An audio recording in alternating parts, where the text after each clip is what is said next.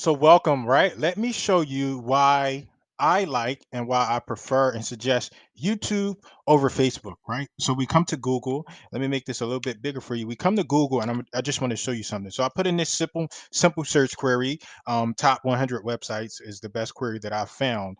And I get this website here, venturecapitalist.com. I'll post a link to the description of the video.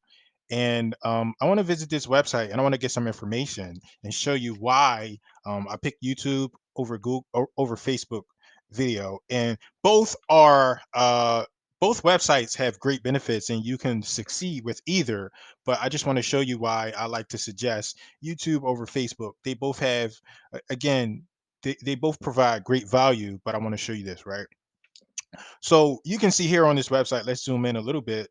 It says the top 100 websites, and the 100 biggest websites generated a staggering 206 billion visits in June 2019. You got Google, YouTube, Facebook, right? Those are the top spots, and those are the most visited websites and visited web platforms across the internet.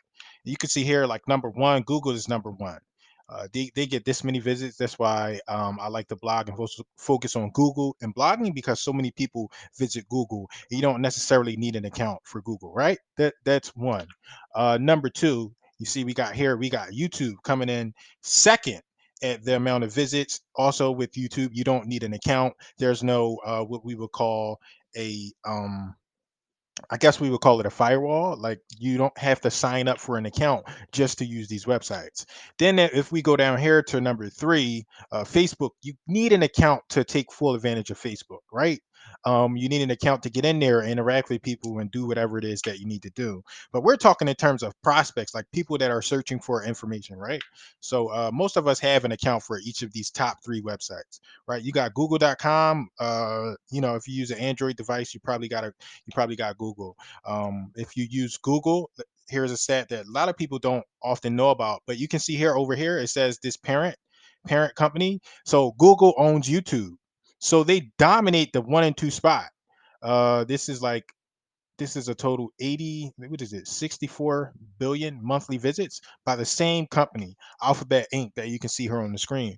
Then you got Facebook. Facebook is popular too. You can have a lot of success there, but it's still only what, a third of Google and YouTube combined. Google and YouTube are the same company, right? Now, next, I want to go over to Facebook, right? And I'm going to do everything through the desktop, but we have to keep in mind that some users use mobile apps, right? So the mobile app and the mobile experience, you can just imagine that it's the same concept. Like, the data is still the same, it's just a different user interface, right? So I'm going to go over to facebook.com, and I'm just going to go through the Facebook experience, but you're going to see it from desktop. And if you're a mobile user, just imagine it as mobile. So this is Facebook for me, and this is the user experience. So in a way, like, you see just this middle thin strip here, that's the mobile experience that you typically get. My screen is in dark mode, so for the sake of this video, I'm going to change my display preferences so you can see better. I'm going to take dark mode off, and it's off. So now we got the nice crisp white. So this is Facebook, and the thing about Facebook is when people visit Facebook, right? They're usually coming to entertain themselves, and they're usually in a relaxed mode. So if I scroll, you can see me scrolling. I'm scrolling, and bam, I get hit with an ad. This is an ad, but this ad, and I like this guy, Ron LeGrand. He's one of my favorite real estate investing coaches. But your ads have to be relevant and eye-catching to the user, right? Like, so Ron LeGrand, this is an ad, or this is an experience. Even if it was just a plain old post, it has to be relevant, or people would just ignore it. So this is a post. I'm in Ron LeGrand's coaching program, and I listen to and I enjoy his content. So I keep this ad relevant and in my feed. If I scroll some more, we have like some friends here. Like, this is a friend. She's posting something, and things have to stand out. This is another friend. Like, she's posting something, and these things are something has to, like, normally when people are going through Facebook, something has to stand out and really catch your attention. And I want to show you something here. So this is a Facebook ad, something that I want, and one of the reasons why I'm an advocate for video is because just a video alone, right? If you go in here on Facebook and you're scrolling, just this little circle, this little button, it entices people to click. It entices people to click on that video or that post that you're showcasing or advertising, right? Just that button there. Like, we have a human curiosity to click stuff and see what it's about. So usually when we're on Facebook, we're usually scrolling pretty fast and we want something to jump out for us to interact with it. So you can see there again, that was another thing that just jumped out to me and I would be enticed to click it. But I know this guy, I've seen his videos before, so I'm not going to click it. But this is the Facebook experience. You're scrolling and you're scrolling and something has to, another video that it stood out a little more, bit more, something has to jump out to you as a user. This jumps out a little bit. Something has to jump out on your page to get your attention, and then you have to interact with them. And this is what is called disruptive marketing. So this is my experience and something needs to jump out and disrupt my experience for me to pay attention to it. So that's what we mean by disruptive marketing, and that's the Facebook experience. You need to disrupt a user for to market to them and make something stand out. It needs to be disruptive. So that's Facebook, and you can have a lot of success on Facebook. I've got some other videos that you can go over on my channel and check out. Facebook is, I love Facebook.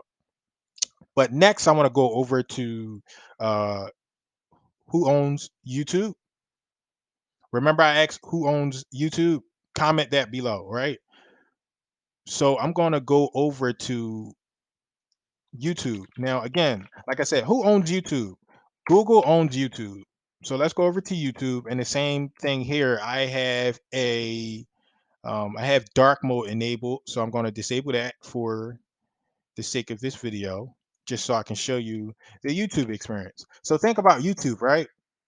When people are on YouTube, so YouTube, they do have like a what would we call this? A feed that they feed and suggest certain videos to you. So this is in a way like my YouTube feed, right? And I would come in here and I would maybe click on or watch one of these videos. You can tell like what my interests are about what YouTube is suggesting. I would come in here and I would click a video, I would watch something, and then um, when the video ends, they would suggest something to me. So we have this experience, right? But a lot of times when users come to Facebook, I'm sorry, when users come to YouTube, they're looking for something specific. So me, for example, I'm here and I'm trying to demonstrate the difference between Facebook video marketing and YouTube video marketing. So usually when you come to YouTube, there are some suggestions, and some people will come in and just digest this stuff as social media. But a lot of times when users come to YouTube, they're coming in for something specific. They're looking for a specific information about something specific to and relevant to their life right now. So what's something that's specific and relevant to me? Um, Something that's specific and relevant to me right now is what I'm trying to demonstrate and showcase on this video. So I want to search for, I have a friend, her name's Taryn, and I wanted to make a video for Taryn to show her the importance of keyword research. So I was looking for, uh, I would be looking for real estate keyword research. And YouTube is owned by Google. So they even come up with suggestions for you. So I'm going to take this suggestion, I'm going to click on that, and it gives me all of these things, right? So this is the YouTube, this is what YouTube is suggesting, and this experience is a little better. So one, everything here is video. It's video content. We learn a lot better as humans in society. We learn uh, with video content a little bit better because it's more engaging. We make more eye contact. We can see things. We can see people playing around and doing what they need to do. So I'm looking for keyword research for real estate, and these are the results that I get. um, oh, look, that's interesting. You got my result right there. So you see me, I'm popping up for keyword research for real estate. Ah, that's nice. I'm proud of that. Um, these are the results for keyword research and YouTube, right? Uh, you can see strategically, like these people named their videos strategically to rank for these videos. These people are ranking for this stuff because they word it and they they did their videos correctly, right? These people are ranking for these videos. So think about it like this. If I come in here and I'm searching for keyword research for real estate, um, I have a higher intent than I did when I was on Facebook and you were trying to show me something relevant to me. I was there on Facebook and I was there to enjoy just, the content and enjoy myself. When I come to YouTube, I have more intent and I'm more serious about what it is that I'm looking for over on YouTube. So that's one of the reasons why I suggest and why I promote YouTube video over Facebook video. You understand what I'm saying? YouTube video is the intent is higher. So when people come to YouTube, they're actually actively looking for specific information and you're not disrupting their experience.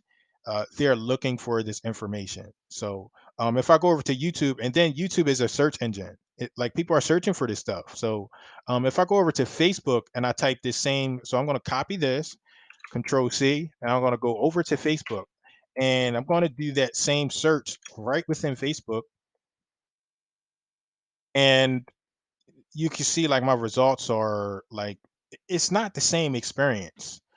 So I'm getting texts, I'm getting like different, suggestions from my friends, real estate agent directories, and it's just a, a little bit of a confusing experience.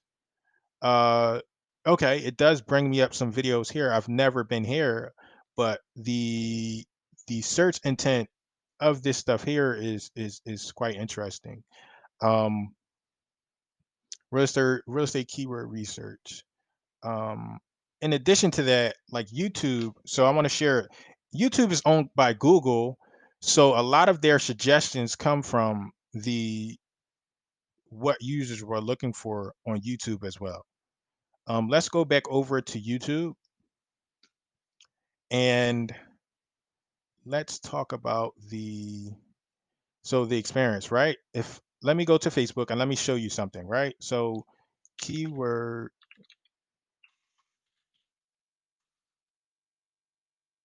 research. Okay, so Facebook has keyword, they suggest specific terms too. And I was under the impression that they didn't when you're using the search feature on Facebook. So they do have a search feature that's useful. But another thing is for my creators, when you're creating video and you make that YouTube video, you come over here and you go to YouTube, people are actively searching for this specific content. So um let me see. Let me go to YouTube, right? Let me go to Google. I want to copy this keyword, right? I want to go over to Google and I want to put that keyword in. Keyword research for real estate. Okay, so no video results coming up. Let me search for Philadelphia real estate. Um, I want to show you what was the keyword that I searched for last night. Um, Keywords. What was that? What was that term that I searched for last night? Uh, YouTube to face first, no face.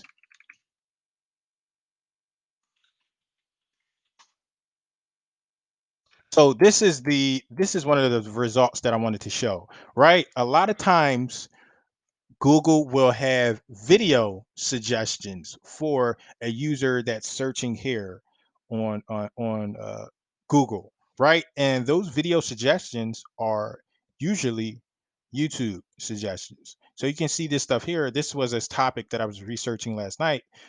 YouTube thumbnails using your face versus not using your face, and I happen to remember that these video results came up, and these lead directly to Facebook. So um, that's another benefit to using and uploading videos to YouTube. They show up in the Google results. They show up in the Google results when strategized correctly. So this person is ranking on Google as well as YouTube, and a user that's looking for YouTube face versus no face thumbnails will come and see these results. And we are much more likely to click on a video. Remember what I said in the beginning of the video. We are much more likely to click on that video than we are like an image or article that we have to read. So those are the benefits of like Facebook marketing, video marketing versus YouTube video marketing. I suggest that if you're very brand new and you're trying to, just get started and doing some video marketing, that you do Facebook. Facebook is the easiest, and it's a great way to get the jitters out, like to get over that hump of doing video or trying to understand like the process of making videos. Facebook is the best place to start. But once you get comfortable and more familiar with doing and using video content, I want you to switch over to YouTube and kind of come up with a strategy on how to YouTube. And I want you to label and word your videos in a correct way.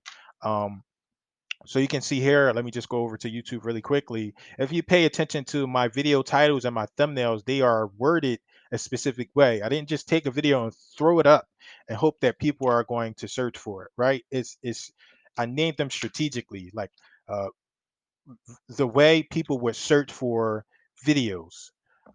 Like this one right here. I have a how-to playlist, and you can see here how to create a real estate logo tutorial. That's how I worded that because I know that people will search for this specific keyword phrase on YouTube or on Google. How to add a watermark to your videos. People are searching for that specific keyword or on Google or YouTube. Like these are what people are searching for in their keyword rich titles and descriptions that people are actively searching for, right? Something else that I wanted to share about YouTube and Facebook. Okay, so the final thing I wanted to share, right, is think about a lot of us, we think about ourselves, but we have to think about the user experience. So when a user is on Facebook, you have to think about their experience. Like what do you usually do when you're on Facebook? You're not as serious. You're usually more relaxed. When you go over to YouTube, I like to call it watch mode.